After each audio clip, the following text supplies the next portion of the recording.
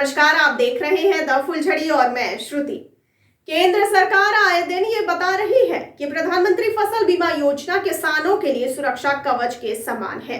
वो इसके फायदे गिना रही है, लेकिन ताज्जुब की बात यह है कि बीजेपी शासित गुजरात और एनडीए के शासन वाला बिहार भी इससे बाहर हो गए हैं।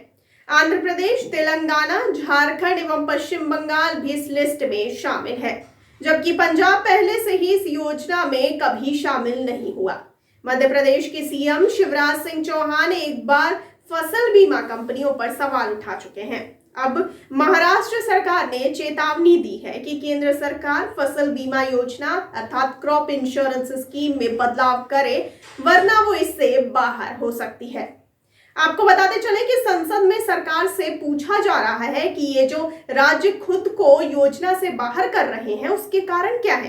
क्या कंपनियों की मनमानी या फिर भारी भरकम प्रीमियम?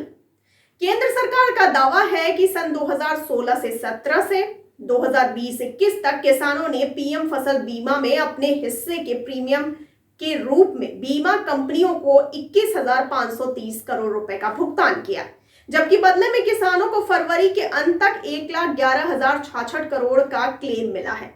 देखने और सुनने में ये बहुत अच्छा लगता है, लेकिन यह अर्ध सत्य है। जी हाँ, बहुत ही चतुराई से सरकार ने उन आंकड़ों को छिपा लिया जो असल में पूरे प्रीमियम के तौर पर बीमा कंपनियों को मिलता है। और आइए अब जानते हैं कि असल में कंपनियों को कितना प्रीमियम मिला।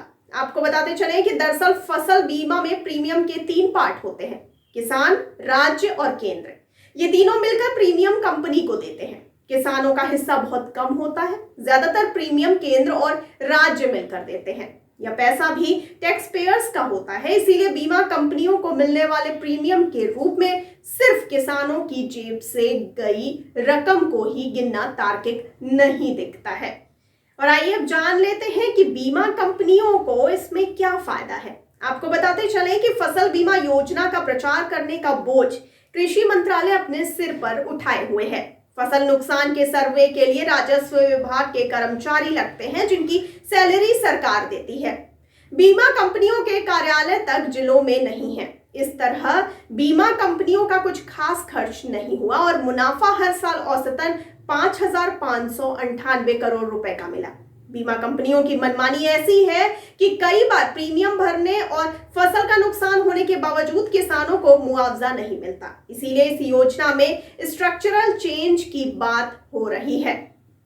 आपको ये भी बताते चले कि कृषि विशेषज्ञ विनोद आनंद कहते हैं कि प्राकृतिक आपदा से फसलों को हुए नुकसान की स्थिति में हर खेत से सैंपल लिया जाना चाहिए। जी हाँ, जबकि ऐसा नहीं होता है। एक हलके में सिर्फ 2 जगह से फसल नुकसान का सैंपल उठाकर नुकसान तय कर दिया जाता है। एक हलका आमतौर पर 1500 हेक्टेयर जमीन का होता है, यानी कंपनियां नुकसान का आकलन पूरे हलके को यूनिट मानकर करती हैं, जबकि प्रीमियम हर किसान अलग अपना अपना देता है। साथ ही ऐसे में हर खेत को एक यूनिट माना जाना चाहिए। और आइए अब ये जान लेते हैं कि क्यों योजना से बाहर हो रहे हैं राज्य। आपको बता दें कि बीमा कंपनियों की मनमानी से किसानों की परेशानी की खबरें अक्सर आती रहती हैं। वो किसानों को मुआवजे के लिए भटकाती हैं, कभी नुकसान का कम आकलन करके तो कभी दूसरी शर्तों की वजह से। पराली जलाने की घटनाओं की सैटेलाइट से मॉनिटरिंग हो रही है। जहां पराली जल रही है उस खेत की डिटेल सरकार को मिल रही है, लेकिन फसल नुकसान जानने के लिए अब तक सैटेलाइट का इस्तेमाल नहीं किया गया है। आपको ये भी बताते चले कि उसकी जानकारी पहले किसान 72 घंटे में बीमा कंपनी को देता है। उसके बाद राजस्व विभाग के कर्मचारी आकर सर्वे करते हैं।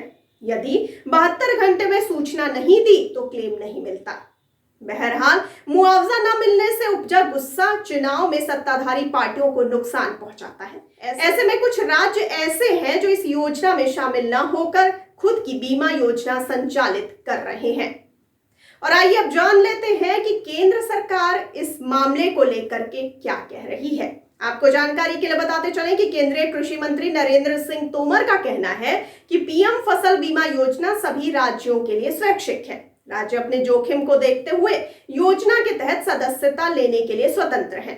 खरीफ 2016 में योजना की शुरुआत के बाद से अब तक 27 राज्यों ने एक या अधिक मौसमों में फसल बीमा योजना को कार्यान्वित किया है। आंध्र प्रदेश, बिहार, तेलंगाना, झारखंड, पश्चिम बंगाल और गुजरात ने कुछ मौसम के लिए इसे कार्यान्वित करने के बाद योजना से बाहर होने का विकल्प चुना है।